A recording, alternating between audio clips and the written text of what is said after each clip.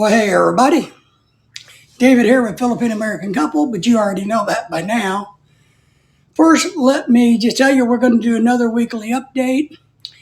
And if you haven't already subscribed to our channel, I would greatly appreciate you doing that. Give us likes and thumbs up and give us a big shout out is always appreciated. Today, on our moving to the Philippines, I'm in the garage. This is my garage. The reason I'm out here in the garage is because, I promised you guys I'd try to tell you the good, the bad, and the ugly of moving to the Philippines. And let me say this. I want to first, before we get too far along, to say thank you to the gentleman in the black pickup truck that was in front of me at McDonald's early this morning, who bought me a coffee and a hash brown, unknowingly to me. Went to the drive-thru, ordered my stuff, got to the window. The girl said the guy in the truck before me paid for it. Thank you, sir. I have no clue who you are, why you did it, but it was greatly appreciated. And let me tell you why it was a very timely, uplifting thing for me. Because moving to the Philippines, guys, is not all sunshine and rainbows. There's definitely some stress involved, a lot of stress involved. Good stress in a way, but there's still a lot of stress. So what I did yesterday, now let me tell you guys, there's a few things that I really, really love. One is God, two is Lorelei, three is my country, and number four is fishing. Then maybe cooking, number five. But I love to fish. It is just something that I could do every day for the rest of my life and just be a happy little camper. So I have, well, up until recently, because I've been given away fishing gear and tackle that I knew that I didn't want to take to the Philippines. But at one time, I probably had $10,000 to $15,000 worth of fishing equipment alone, which is a good amount of money and a good investment. But yesterday what I did, guys, was because we're trying to sell everything. That's what you see all the junk in here is. We're getting furniture out of here. We're selling it. And we're doing okay with that. There's my noisy neighbor. He does this intentionally. Let's just listen to him for a second. I think he has straight exhaust on a Dodge Charger or Challenger.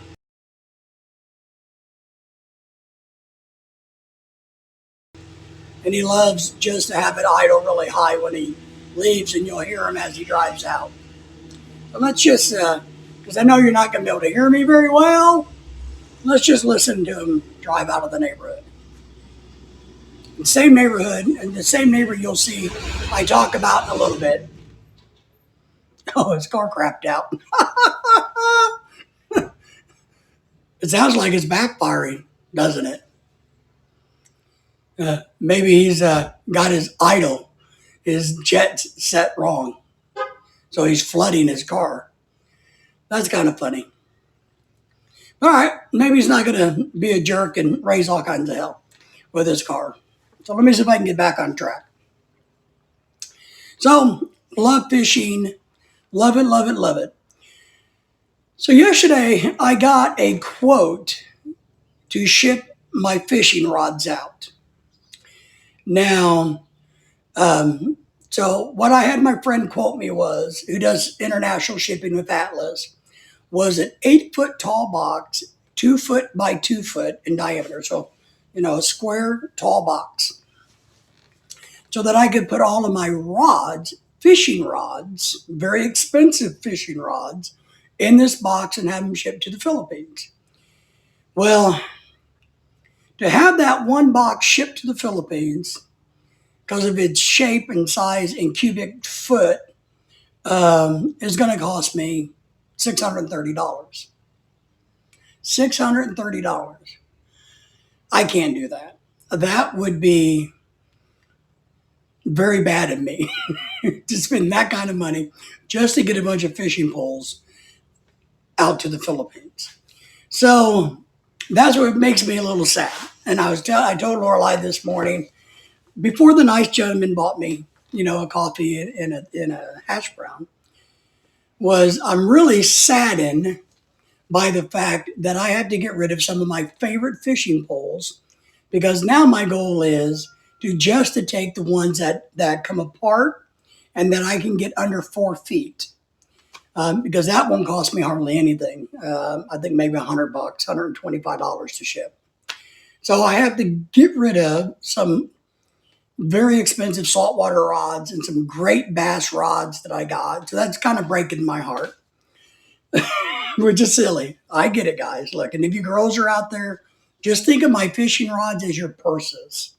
Now, just think of it that way, which has led me to starting to contemplate last night because I have lots and lots and lots and lots of fishing tackle. A lot of it's freshwater, and a lot of it's geared up, for lakes and rivers. So if I can't take some of my best and my favorite bass rods, I'm going to take all the reels because they're small. Then maybe I should start selling some of my fishing tackle, which, ladies, if you need to, you can equate that to jewelry. So fishing rods or purses, the lures and tackle is, jewelry. Okay. Guys will get this. So ladies, just do that. So it's kind of been breaking my heart that I'm going to have to go through things and get rid of some very good tackle. But that's okay. I'm going to be okay, guys. I'm going to survive this. So I've been really bummed out. And then this morning, I get up, run a few errands, and I usually don't drink coffee because I'm on a diet and trying to get rid of the caffeine and the sugars. But I went, I'm going to go by and get a coffee and a hash brown. And I did. And I pull up to the window to pay the nice girl. And she's like, oh, sir, the gentleman in front of you, paid for your thing. And she gave me my receipt. And I'm like, wow, that's really nice. What great timing for somebody to do something bright. So today, my positive spin on everything is, guys, reach out and do something nice for somebody. You never know how crappy of a day they have or how great of a day they're having. And look, I know me having to give up fishing tackle and fishing gear is not the end of the world, compared to like losing your leg. That's, a big deal. So that's a really bad day versus having to give up fishing equipment. So I get that. I understand how to put things in perspective. So don't beat me up about that. But it was really a surprise, a nice thing, something that, has motivated me and brought a smile to my face today that somebody bought me a coffee and hash brown, didn't know me, because I followed the car a little bit because I didn't recognize it at all. But I kind of got up close and it had like a Colorado car tag. I don't know anybody from Colorado. So I know I didn't know them. So, guys, be nice. Buy something for somebody, a little coffee. You just never know. It really, to be honest, changed my entire perspective for today. Even so that my noisy neighbor can't get me upset today. Losing my fishing tackle, that's another thing. So coming up, guys, just so you know, because I know I'm rambling on and I'm sorry for that. We are getting ready to go to Houston. I mentioned that before. We got to get Lorelai's Philippine passport processed done and get it to us. We are going to take the opportunity to make some videos. We're going to go down to some resort town in Texas outside of Houston and hang out a day or two. Then I'm really blessed because I'm actually going to get to go back up to Dallas. And we're going to spend the day with my brother fishing. We're going to rent a boat on Lake Texoma. And we're going to spend the day fishing and hanging out like we did as kids. I'm very stoked about the thought of just hanging out with him on a boat. I mean, we haven't done this in I don't know how many years. So that's kind of cool and exciting and a really good thing. And then, so, but we're going to make some videos. We are going to go to Jollibee again, guys, twice, and probably Red Ribbon or Red Robin, whatever the bakery is. But I promise, no more Jollibee videos. but trust me, Lorelai's gonna make me take her to the one in Houston and the one in Dallas. So, we're gonna try to have. Oh, the other thing I'll tell you, and this is what I mentioned before, trying to say goodbye to people, visit with people. We're going to have dinner again with my sister who lives down in Houston and visit with her. I got to chit chat this week with my favorite real estate agent, who's a very good friend. We're going to meet next week sometime, and she's going to give me some advice about my house and what she thinks we ought to list it at. And she'll help me behind the scenes. And maybe I'll give her, some credit in the video here coming up, because she's a wonderful person and been a good friend over the years. So we're working on the real estate stuff. We got that going on. Oh my goodness. You want to buy anything? We still got lots of stuff to sell if you need to buy anything, guys. So, all right, guys, let's talk about something else. And we're going to do a little walking and talking because one of my last videos, I did a walking and talking here in my neighborhood, and that's where I'm at today, of course. And one of our neighbors, I guess owns a couple rental houses here in my neighborhood, decided to come and knock on my door and tell me they didn't like me videoing, taking video or pictures in the neighborhood. So that's been one of the stressors. But, the sad thing is I don't really care what they like, what they want, what they don't like. I told them basically to mind their own business. Told them filming in public is perfectly legal under the Constitution of the United States, blah, blah, blah. But I just thought that was interesting. So for this part, we'll just do a little walk and talk and make my point clear that I will video in my neighborhood if I want to.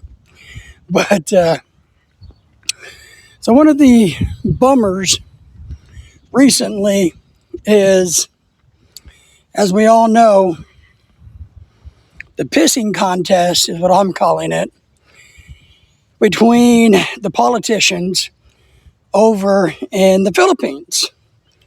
Now, I know that since I'm not a Philippine citizen, I have no rights to complain or to talk about the Philippine government and their system. But going to do it anyway. I don't understand why politicians in general, including here in the United States, get in these pissing contests, and they don't really ever stop to think about how badly that hurts the little people, the average everyday citizen of whatever country you're from. So this week it came out, as you guys probably already know, that Manila and the government has decided to kind of punish the governor of Cebu. There's apparently a senior senator who's over tourism, who doesn't like the thought of the green lane and in opening up the Philippines. The mayor of Manila, of course, has her own, or his or her own, beliefs on what should happen with the pandemic and tourism and all that. The governor of Cebu, who we support because that's where we're going, has her own different opinion and thoughts. And in Cebu, the restrictions have been much less. A 2 to 3 day quarantine. You prove that you're negative and you get to go about your way. which is great. In Manila, it's been set up that, there's a 10-day quarantine and all of the testing and all of that. A lot of people just believe that is a big money grab. And I think money plays a huge role in it. Hey, look, one of my neighbors is getting ready to go to the University of Arkansas. Congratulations to them. So I think there is money involved. I think it's kind of a racket to get you to quarantine in these hotels, maybe. You got to keep testing and paying the money. I don't know. But so, probably going off on a rant here. But so, the Philippine government has decided that all international flights flying into Cebu is now diverted to Manila, meaning everybody who flies into Manila that was going to go to Cebu now has to follow those stricter quarantine rules that Manila has been doing, because they're mad at the governor of Cebu, and there's been a pissing contest going on where she has told the senior senator, and others, I think you're wrong. I'm not going to do it your way. They've told her basically, hey, you're breaking law. And she said, I don't care what you think I'm doing. So that just came out, a few days before this new decision to divert everything from Cebu to Manila that's internationally. Now, it's only supposed to last until June the 5th, I think. But with the Philippines, as we all know, you just don't know what the truth is about that. Are they going to extend it, or are they going to let it go back to being the way it was? Is the governor of Cebu going to give in? She's probably going to run for president when the next election. Maybe that's her angle, why she's trying to be more user-friendly to the small people. And that's been her, from what I've read, her motivation is to say, look, we have all these people that need to come home to the Philippines, that want to be here. Why are we making it so hard for them to do that? As one of those people that want to go there, I sympathize and agree. Pissing contest.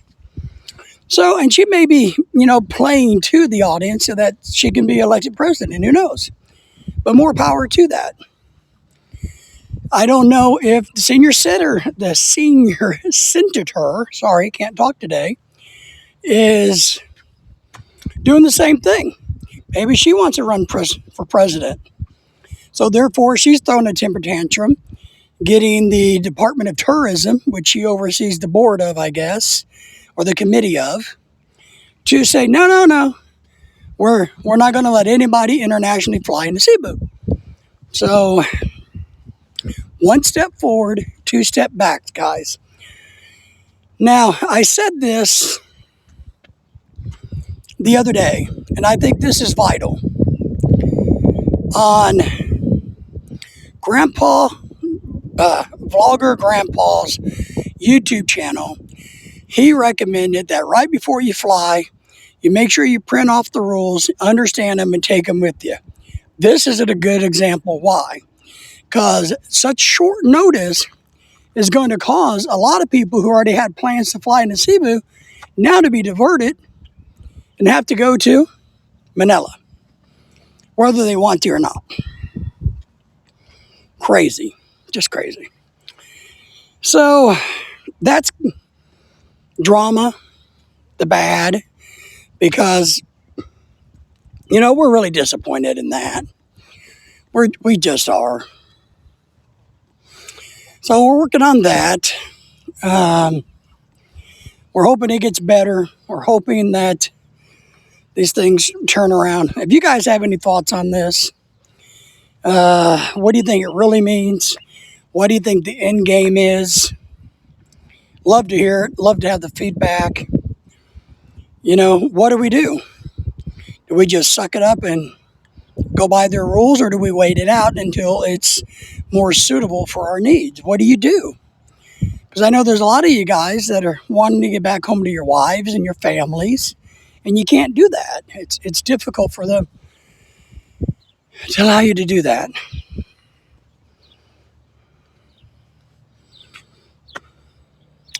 I just don't know, guys.